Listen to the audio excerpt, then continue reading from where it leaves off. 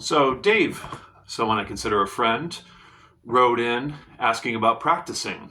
And you'll see his handle, if you see any of his comments on here, under the Screaming Frog 916. And it got me thinking about wanting to share my thoughts in this area. And it's a really interesting and complicated subject to get into. And so as I was thinking about making this video, I started writing down some of my ideas that I have over here, and it just kept going and going. So this is probably going to be multiple videos. So I'm just going to kind of keep going here and stop when it feels appropriate and then continue in another video. And yeah, so this really gets at the heart of how I spend a lot of my time as a musician, artist, and educator. So I have tons and tons of thoughts about this. Yeah, so by the way, if you're watching my videos and you're not subscribed, please subscribe to the channel. Really appreciate the support. And, just click the like button and leave me a comment. Let me know what you think about this subject. Appreciate it. Couple ways to frame this. One way is the two big areas of music being the craft and the art. Those two. So let's just have those two areas in mind as we get into this. And all of my favorite musicians, dead and alive, have a high level of both. Can't remember which one I said first, but a high level of craft and a high level of art, or high level of craftsmanship and a high level of artistry. So you can think of one of my favorite musicians being Beethoven or Mozart or John Coltrane. Or in yesterday's video, I highlighted the musician Joe Henderson. Yeah. Miles Davis. These musicians, they develop themselves on such a high level in both areas. So that's one way to kind of frame this. And also, all of my favorite musicians, to varying degrees, of course, have had some connection with the past, the present, and the future. I mean, those are the three ways of thinking about time. And so that's what I do. For the classical stuff, that's pretty much all craft and studying the history. It's a lot of technique and then a lot of studying the compositions of others. So there's not much artistry in there except for adding my own dynamics and, of course, my own touch. And sometimes I'll play with the time a little bit, like I'll do little moments of rubato and going back into time. So there is a little bit of artistry in there, but it's mostly craft. And then when I practice jazz in the morning, I think of it as being both looking at the history, studying the history. Like yesterday's video, I studied sometimes Joe Henderson's music. But within a Joe Henderson tune, I am improvising. So I am putting in my own ideas. So I kind of think of the jazz exploration as having a combination of the two, studying the history, the craft of that, and then kind of creating my own ideas and being inspired by the moment. But it's not really about pushing into the future.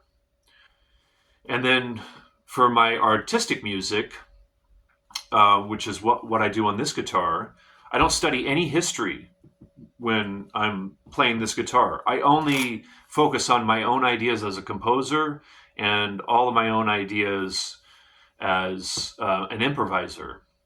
But within this, there's a lot of craft that goes into making that art possible. So one of the areas is time. I practice time. Another one is control of tonalities, because I like to play in specific tonalities. I like having that framework or that platform to create within. And so I've worked on that a bunch, which I made some videos about that recently. So there's and a bunch of other stuff that I'll get into in later videos. But there's a lot of craft involved. So I have to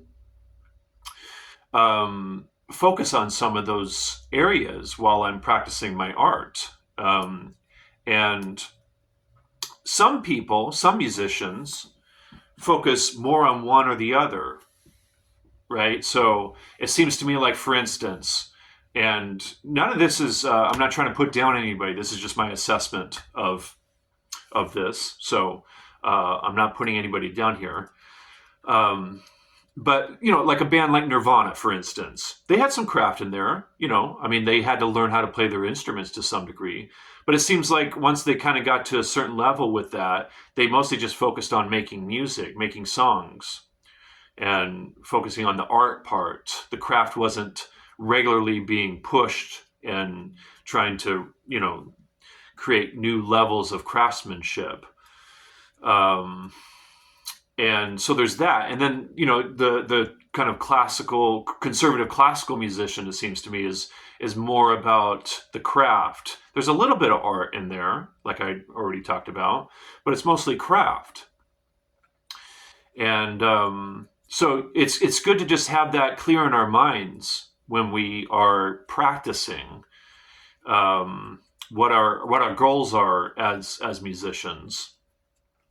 And a really kind of important balance here when practicing, this is something I talk about with my students, is to have something you're working on where it's playable but challenging. That's the sweet spot where you're getting control of it, but it's pushing you, it's challenging you in some way. You're not totally comfortable with it. Like, it wouldn't be practicing to me if I were to go like, 1, 2, 3, 4, 1, 2, 3, 4, 1, 2, 3, 4, 1. Like, I'm too comfortable with it. So I need something in there that's going to push me to get better. And I want to make it clear that when we're in our practice rooms and really devoted to practicing, it's good to spend some time just playing. And so let's just talk about that for a moment, the difference between practicing and playing. I mean, I think the main difference is when we're playing, we're not trying to develop a specific area. We're just trying to make music happen. And we're really just focused on listening, creating the music from a listener's perspective. And so that's kind of the main focus with that. And then with practicing, it seems to me there has to be at least one area of music that you're focused on and trying to develop. So that could be just, playing in time with the metronome. That could be the main focus, and you just pick some key that you're comfortable with, and you work on improvising with that key with the metronome, for instance. And your main focus with that is, you're trying to strengthen your ability to improvise, but your main focus is playing with good time. So you could approach it like that. But, I think part of what Dave's question or questions was really kind of getting at isn't it all practicing? Isn't, playing a gig a form of practicing? And yeah, it is. I think it's all, feeding the music. I think about this sometimes, like I have some students that it seems to me they're a little bit too much in their head and they need a little bit more soul in the music. Or there's some people that have lived life a lot and they've been through the hardships and the pains and everything and the joys, but they need more craft. They need a little more head in there. They need a little more, theory, using our heads to create the theory and the kind of the intellectual parts of it.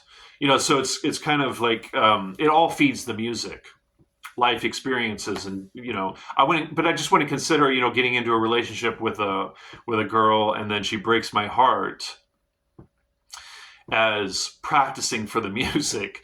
Well, that will feed the music, and it has in my experience. I've been through a lot of painful relationships in the past, which I'm not going to get into, of course, but, and other painful experiences in life and joyful experiences. And in happy experiences, and like everybody else, right? We have all these different experiences, which all feed the music. But I just wouldn't put that under the category of practicing. You know what I mean? I think it's good to just kind of define these things a little bit more so that we can maximize our time depending on what the actual goal is. Um, yeah, so let me just kind of see here if there's something I wanted to get to. Yeah, I saw this really cool um, short clip of Rick Rubin talking about this with a neuroscientist. They were exploring the area of creativity. What does it take to be a creative person? I mean, that's just never something I've ever studied. I've just always done it, as an artist, as a creative person. I've never thought about like how can I be more creative. At least I don't think I have. But one thing that Rick Rubin was talking about, which I thought was really cool, is you can't go to school like Nirvana, for instance. There wasn't a school to go to learn at the time how to create Nirvana music. It's like or Slayer. The music that Slayer came up with. There was no school for that, which is the art of it. You know what I mean? That Rick Rubin was highlighting. When you get into the artistry of stuff, that's where you can't go to school for it. Um, like there's no school to go to learn how to play my original music. Um, I have to I have to invent it for it to exist. Nobody else is doing it. So I thought that was really cool to just kind of highlight that aspect of being an artist, and the power of it and the uniqueness of it. That's what makes it so special is you can't go to another person to get those original ideas. It just doesn't exist, right? If you have original ideas, then it's coming from you. So, yeah, I mean, and you could consider that a form of practicing, you know, uh, spending time coming up with improvisational concepts or creating new compositions. You could think of that as a form of practicing. I mean, that makes sense. Um, yeah, you're practicing your art in that way. Yeah, I think that's right. So we can be practicing our craft, or we can be practicing our art, or you can be practicing both at the same time, which is what I do on this guitar. Yeah. So that's one way to think about this. And let's see here. Yeah, why don't I leave it there for now? Because there's tons more to get into. Um, yeah, let's leave it there. All right. Hope you got something out of this.